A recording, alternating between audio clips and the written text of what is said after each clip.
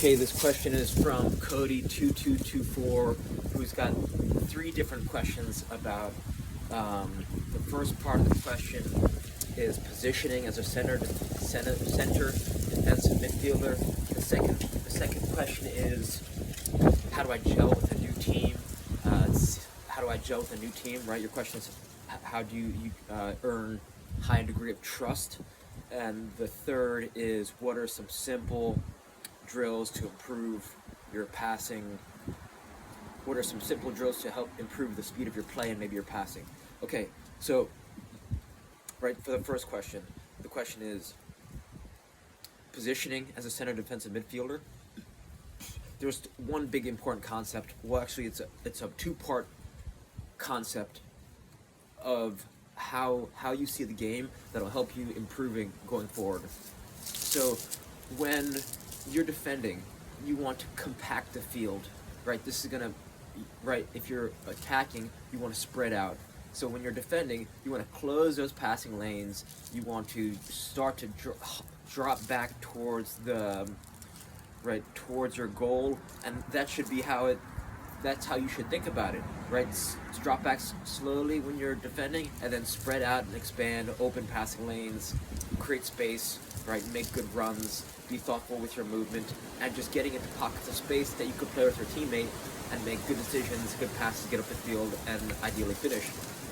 So I wouldn't think of it in the sense that, right, no one can tell you where you need to be per se, but as you play more and develop over time, watching high level players where they're spacing, and it may seem that you could say, oh well, they're pros. How will watching players who are much higher above me help me improve? But it'll actually help a lot.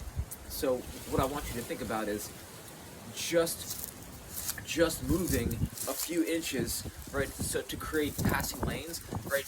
If there's a defender and the point of view is a player, and there's a player, right? The camera's my teammate. There's a defender, and you're the player. Just stepping one step here is going to create a passing lane that you can start to make some moves with. Especially when you start to have real technical players who can put the ball where you are asking for. Then it just becomes being aware on the field and creating those passing lanes. So I wouldn't overthink.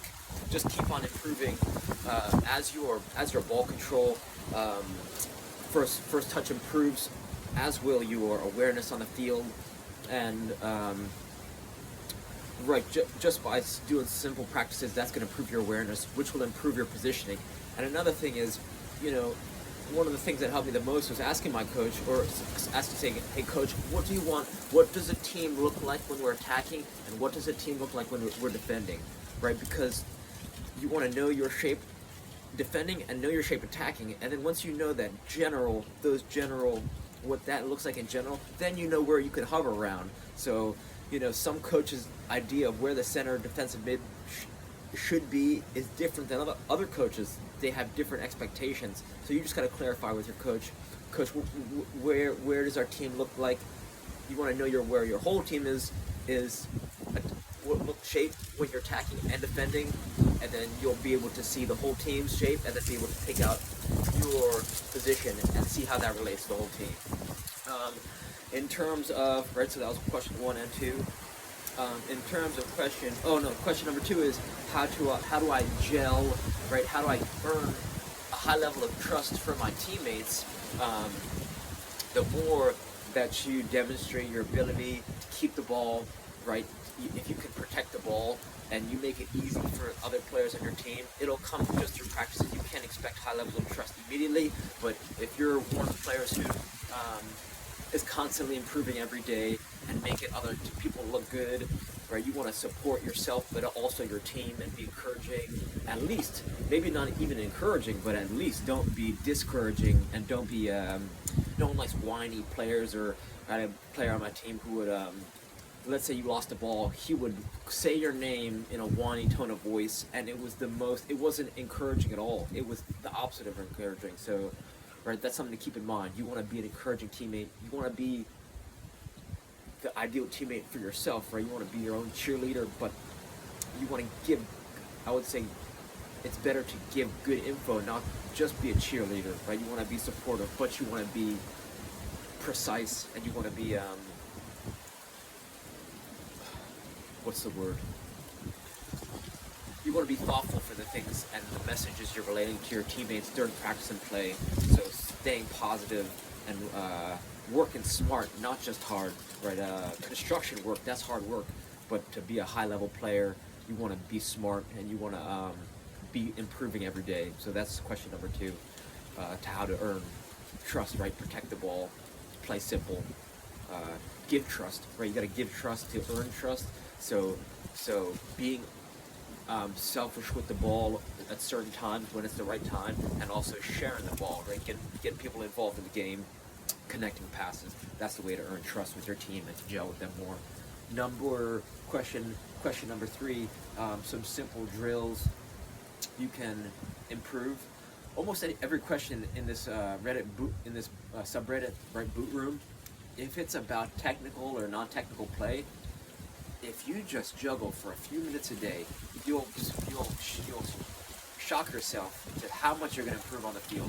I dare you to start a juggling practice today. After this video, 1 minute a day, right? If you don't already have a juggling practice, right foot, left foot, right foot, left foot, right foot, left foot, right? Alternate feet, get into a nice rhythm, get your breathing going, and then when you start to develop that ability, that lays the foundation to where you could start to learn no spin juggling to improve ball striking and to improve a better ping.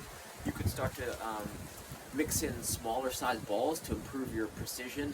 You could start to mix in 2.2 medicine ball. That's my favorite ball. It's by Champion Barbell. It's called a reactor ball. You get that on Amazon for $30. Right? If you're a serious soccer player, I would stop this video after this is done, or right now, and order a reactor ball by Champion Barbell. It's a 2.2 pound medicine ball, and this is going to improve your power, and when you pair it with the tennis ball, it's going to improve your precision. So just juggling a minute a day, it's going to completely change your ability to make passes and get your head up, make good decisions on the field. I've been telling everyone this, right? If you want to improve your timing, rhythm especially, right? There's a rhythm to life and there's a rhythm to the game. If you buy a $20 skills kick trainer or make one yourself, SKLZ kick trainer on Amazon, right? Your ability to make great decisions on the field will improve because you're going to get high repetitions and a lot of touches on the ball.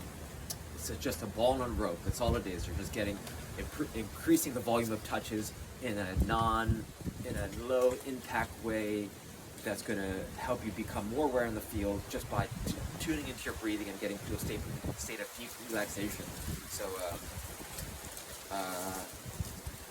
So those 2 things right there are really going to help, right? Ball on a rope, so you could start to make better improve ball control, and then juggling for a minute a day just to start, right? I challenge you that, and then slowly work your way up 2 minutes, 4 minutes, 8 minutes, and then before you know it, you'll be able to keep a tennis ball up for minutes at a time, which is super challenging, right? I think I got, with cleats on, 99. That's my highest record with a tennis ball.